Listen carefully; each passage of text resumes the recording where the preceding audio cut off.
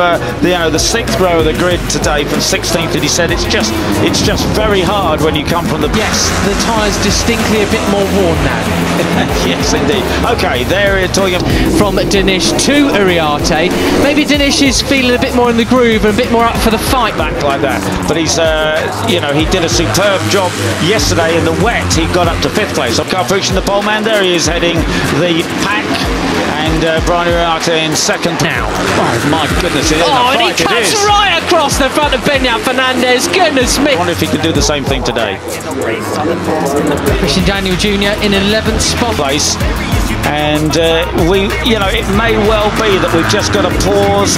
He squeezed him as much as you possibly can. That was sensational. At the moment, Tinez just behind him in 12th. Those two biding their time a bit as we look towards the front of the race. Still calm and nerves a little bit, and wait to see how it unfolds at the end of the race. Oh, down the water. Okay, right. It is the 54 of Veda Pratama that still has the advantage, but pushing the rider who's really wanted to stay out front. He's happy to lead and do all the legwork. Marco Morelli takes into 3rd place there. Picks up the slipstream. Brian Uriarte around the only just. The white helmet of Carpucci in 2nd place. Then Brian Morelli just behind him with Gonzalez too.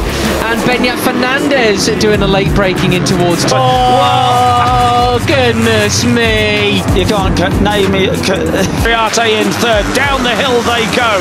Absolutely superb stuff. It's 106. Turn 1 as well. And as we've said so many times, the guys don't have to muck each other up. Now this Carburetor's Beñat Fernandez on the number 7 sweeps up the inside, briefly takes the 54 kilometres an hour, 102 miles an hour. They get up to 194 kilometres an hour before. This is a place where you don't need the slipstream like you did at Mugello. You can get a lead, but who's in front? I can't tell you who's in front. Right, it is still number 7 Beñat Fernandez. Or they scrub off speed into the left-hander here.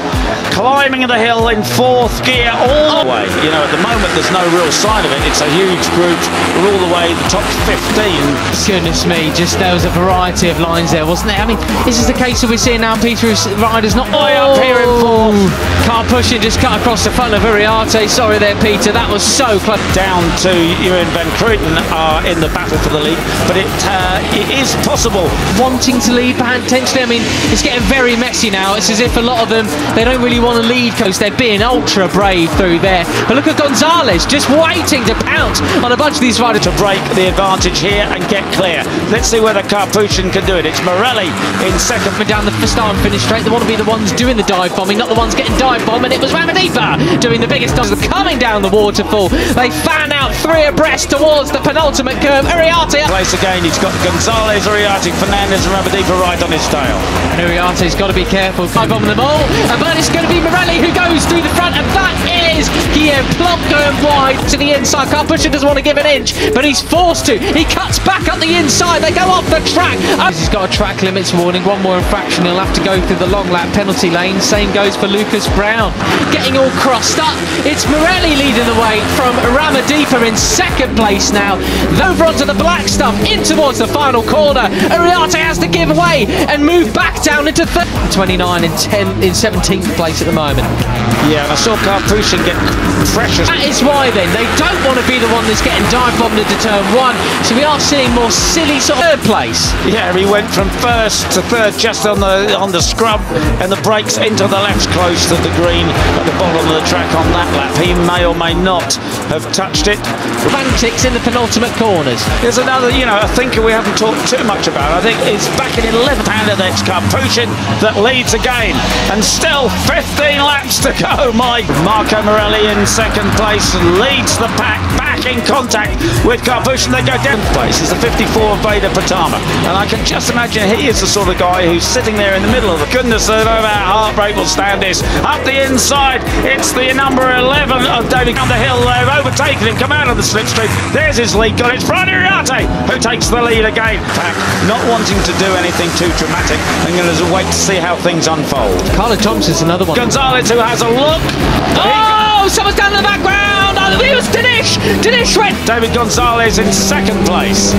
You're looking back from Ariarte at the number 11 of... Those riders, I reckon, Peter. He was in 8th crossing the line, but found himself way up front after that. Down, Peter! I'm sure of it! It is! It's the series leader! Down! And that could...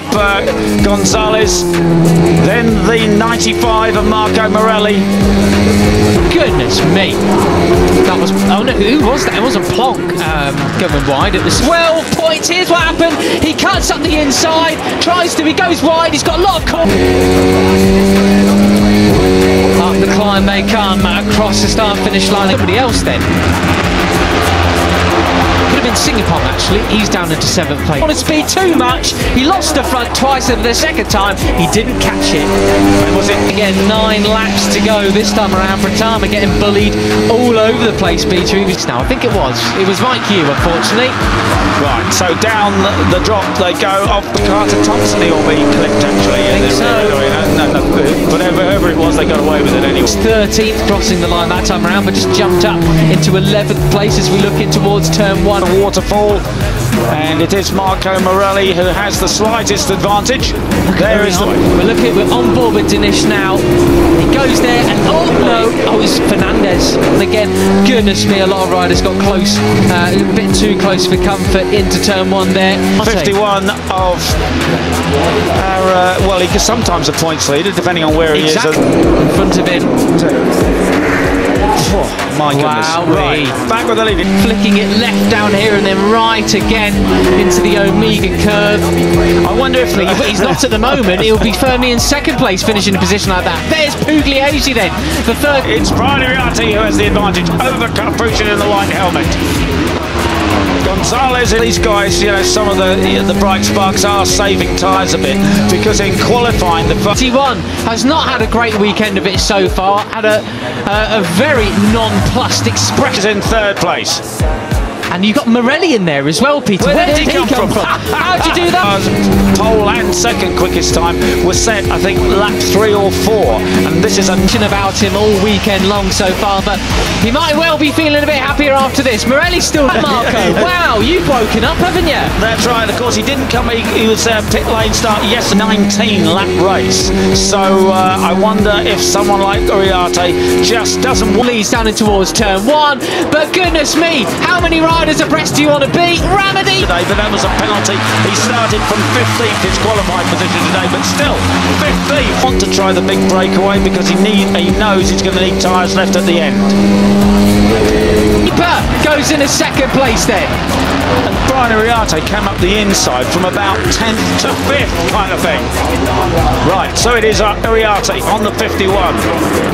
Down the bottom of the hill they come, and the big climb up starts again. Gonzalez looking for the lead.